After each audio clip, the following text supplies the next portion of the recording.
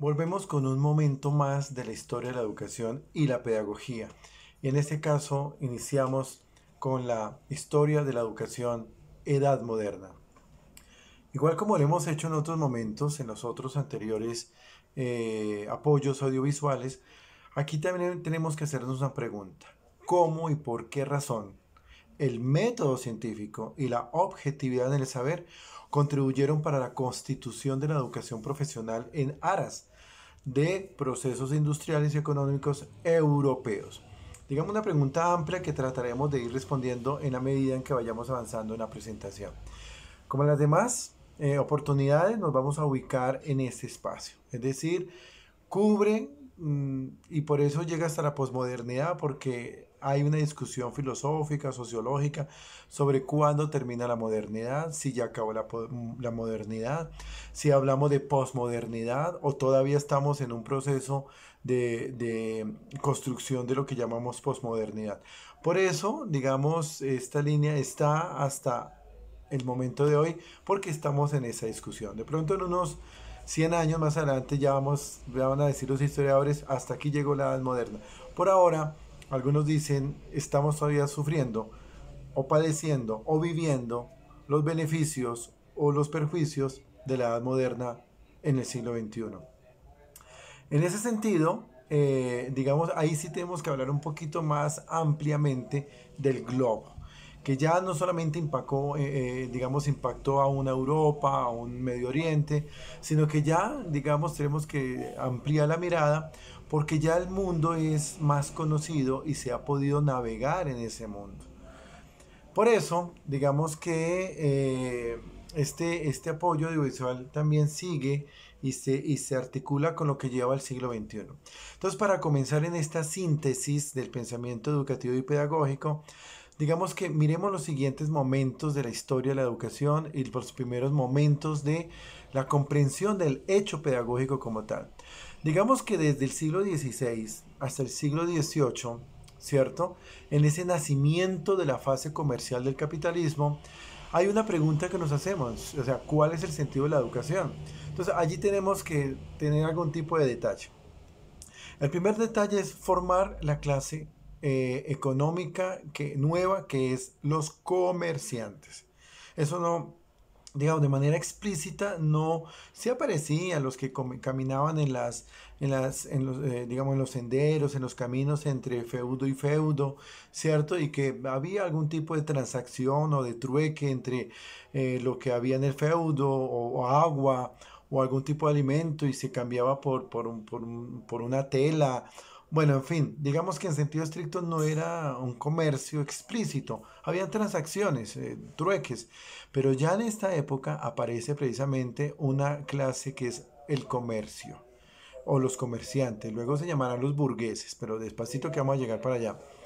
En ese sentido, pues hay una clase que con el tiempo va subiendo y otra va bajando, va subiendo los comerciantes y digamos, aun cuando no se pierdan los títulos nobiliarios, va perdiendo, digamos, su lugar social, político y sobre todo económico. Por eso se busca educar un hombre asumido una perspectiva de Hobbes, de Thomas Hobbes. Es decir, vale la pena decir acá que la propuesta de Thomas Hobbes es fuerte, es dura, porque de alguna manera se piensa en que, por ejemplo, el lobo es el hombre para el hombre, o que el hombre por naturaleza es egoísta. Entonces hay que educar a un hombre con esas cualidades, ¿no? De que no se deje comer por otros lobos, ¿cierto? Y al mismo tiempo formarlo para un próximo mundo donde va a tener que sobrevivir en la lucha del mercado o en la lucha de ese individualismo. Ya lo había previsto el señor Hobbes.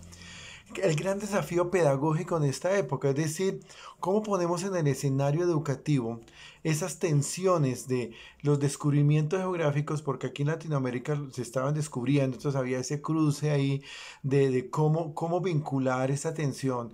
Mientras Europa estaba en un proceso de consolidación de los estados nacionales, aquí estábamos siendo colonizados, estábamos siendo oprimidos, estábamos siendo, digamos, también adoctrinados, no solamente por la religión, sino también por otros fenómenos políticos, económicos, sociales, culturales, etcétera. Entonces, por eso, de alguna manera, se comienza a pensar sobre cuáles serían los saberes, porque en época de cambio, en época de crisis, pues siempre se trata de mirar, bueno, estos nuevos tiempos que quieren, que solicitan. Volvamos a los helénicos, volvemos a la humanística, volvemos a la humanitatim. A qué volvemos? ¿A qué volvemos? Entonces, en ese orden de ideas, pues aparece ese conflicto tensionante entre lo que hay en este momento nuevo, novedoso, emergente, con lo que tenemos en la tradición a nuestras espaldas. ¿Y a quién se educa? Obviamente, seguimos con la clase la nobleza, esa clase noble, pero también aparece la clase dominante, digamos que está apareciendo como dominante, que es la clase comerciante que está emergiendo. Seguimos con los militares y los religiosos formándose y sobre todo se tiene ya la idea de que, bueno, hay que formar al pueblo. ¿Sí? Eso fue, digamos, consecuencia de esta propuesta protestantista de Calvino y de este señor Lutero, que comenzaron a decir, bueno, ¿y el pueblo qué? ¿La iglesia qué? ¿La iglesia del pueblo qué? Entonces hay un movimiento, bueno, formemos a los feligreses, no solamente al clero, a los sacerdotes, a los obispos, sino también formemos a la gente del pueblo. Entonces comienza esa nueva etapa. Ya en los estados modernos, siglo XIX, aparece ya el capitalismo en su fase industrial, es decir, la manufactura. Y eso implica un cambio en la educación y un cambio en la pedagogía. O sea, ¿cuál es el sentido de la educación? Formar para el sistema económico naciente, que es la industria. Ahí vienen las carreras técnicas y tecnológicas, aprender a manejar una máquina, operar una máquina. Entonces aparece el término de operario, ¿cierto? Por las revoluciones políticas, por las revoluciones de cierre de una dictadura, de cierre de una monarquía, pues obviamente aparece la emergencia de la democracia, una nueva forma de democracia que es la de los derechos del hombre ciudadano francés. Entonces comienza a aparecer la formación del ciudadano.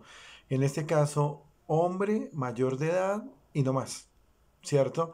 Mujeres y niños, todavía había mucho que construir de aquí en adelante.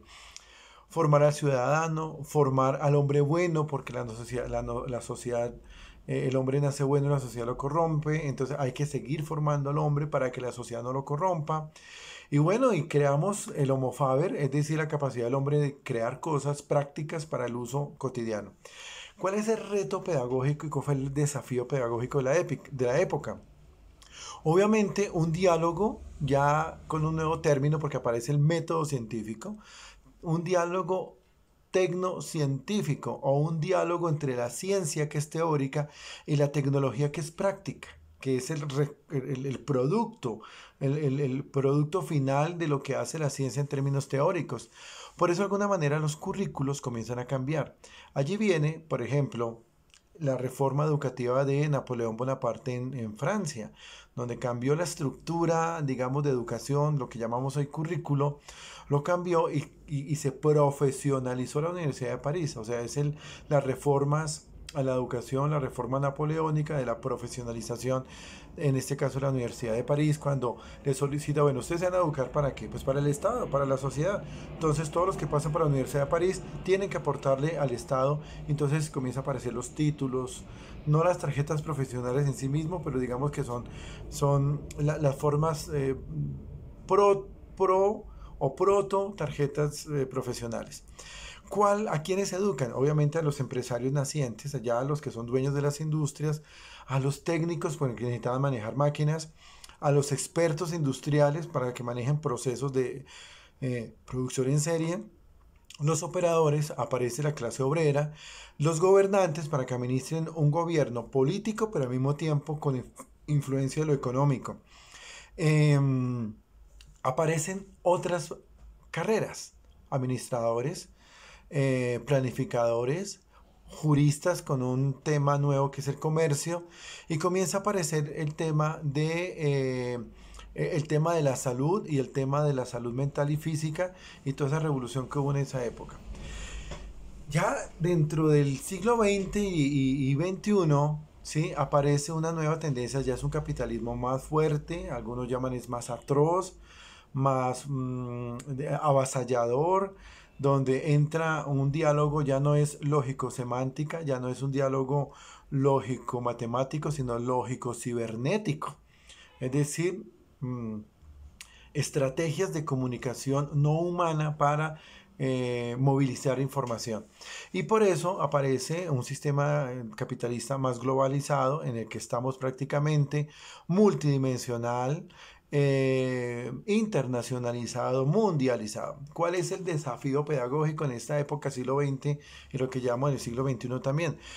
Pues tenemos que seguir pensando en esas tensiones entre generación de conocimiento científico y producción de nuevas tecnologías de acuerdo a las necesidades que van apareciendo en el mercado. Tema clave, la convivencia social, la naturaleza.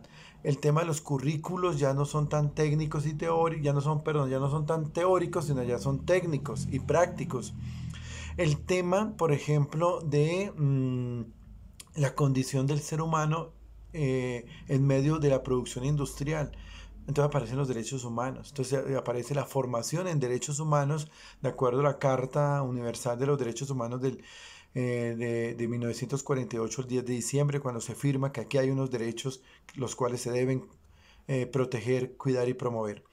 ¿A quién se educa? Pues ya seguimos con otros pensadores que van a proponer, bueno, hay que seguir educando a los empresarios, a los técnicos, nuevas operaciones, nuevos operarios.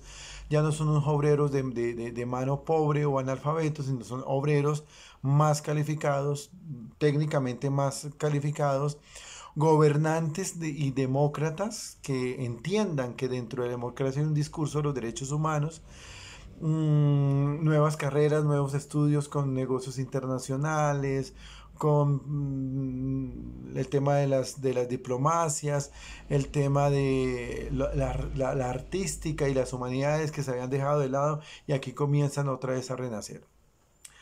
Dando un paso más adelante, digamos, ya aparecen, y lo vamos a profundizar en el siguiente apoyo audiovisual, es el tema de el contexto de las pedagogías de finales del siglo XX y de lo que llevamos del siglo XXI. La importancia del contexto, que eso lo vamos a hablar más adelante. Esto del contexto tiene una fuerza importante porque las pedagogías sin contexto se convierten en pedagogía bancaria, en educación bancaria.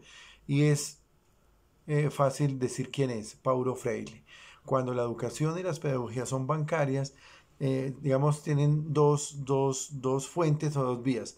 Bancaria porque es como creer que el ser humano es un depositario de conocimientos, saberes, como cuando uno deposita en el banco y ahí se consigna a ver qué pasa, a ver si hay intereses. Pero también que la crítica de una educación bancaria que protege del sistema financiero, que protege el sistema de la banca. Y eso pues también tiene un tema de emancipación, que es las propuestas de las pedagogías críticas. Bueno, este desafío de América Latina es importantísimo porque América Latina, digamos, hija o occidentalizada por la Europa de la conquista y de la colonia, pues obviamente se irrumpió un proceso de creación, de proceso natural de su propia evolución, de su propio crecimiento. Eso fue roto, fue fracturado y se impuso el occidente a su modo y se impuso. Entonces por eso tenemos que hablar de América colonial, de América Latina, ¿cierto? En medio de estas fuerzas opresoras del siglo XIX y XX también. Ya tenemos que hablar de una América Latina del siglo XX con todo el proceso de dictaduras que hubo, sobre todo en Sudamérica, bueno, también en toda América en sí, América Latina.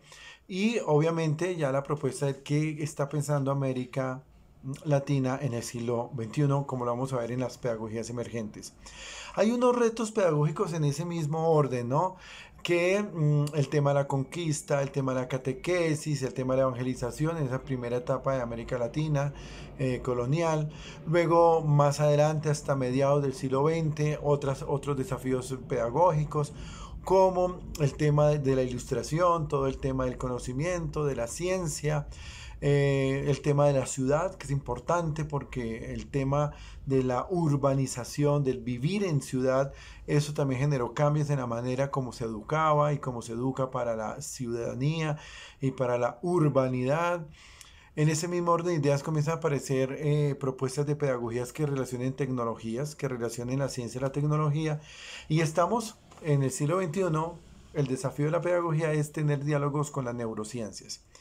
¿A quién se educa? En ese mismo orden, pues obviamente al pueblo, pero sigue la estratificación y sigue las distancias, las brechas distantes entre si se educa a la misma clase tradicional, política, gobernantes, empresarios, o también se busca una educación para todos. O inclusive en el último propuesta de los objetivos de desarrollo sostenible, en el objetivo 4 una adecuación de calidad que cubra, pero también que sea de calidad. Digamos que la idea es, dentro de a quién se educa, a la masa o a la persona. Y por eso en el siglo XX comenzamos a tener unas manifestaciones interesantísimas en el siglo XX de tener en cuenta el contexto y sobre todo la educación personalizada. Bien, este recorrido nos hace hacernos de nuevo la primera pregunta. ¿Cómo y por qué la razón aparece el término del intelecto, de la razón, del método científico, de la objetividad para crear profesionales industriales y económicos? Ahora sí entendemos cómo de alguna manera la educación va respondiendo a las necesidades de la sociedad y la sociedad también le va exigiendo a la educación que existan diálogos para que la educación no diga una cantidad de cosas y la pedagogía esté en inconsecuencia de lo que está pasando en el mundo real fuera de las aulas. Nos vemos en el próximo apoyo audiovisual. Muchas gracias.